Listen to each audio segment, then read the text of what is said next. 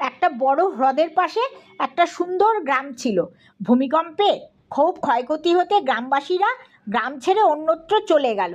বেশ কিছুদিন পর একদল ইঁদুর সেখানে এসে দেখলো জায়গাটা বেশ নিরিবিলি, তারা সেখানে বাস করতে লাগলো।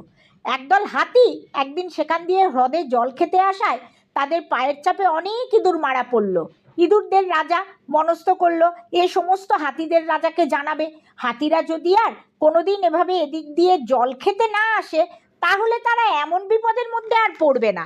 সব শুনে হাতিদের রাজা সম্মত হলো।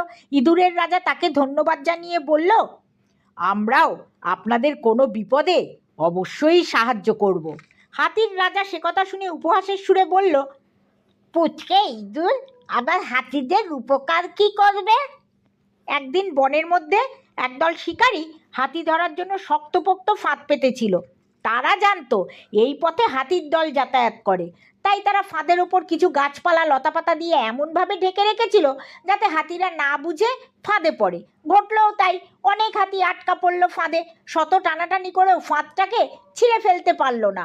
এক ইঁদুরের মারফত এই সংবাদ কানে গেল ইঁদুরের রাজার।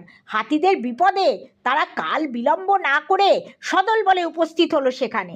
হাতিদের রাজাকে ডেকে বলল, আপনারা ভয় পাবেন না, আপনাকে কথা দিয়েছিলাম, আপনি সেদিন উপহাস করলেও আমরা কথা রাখব।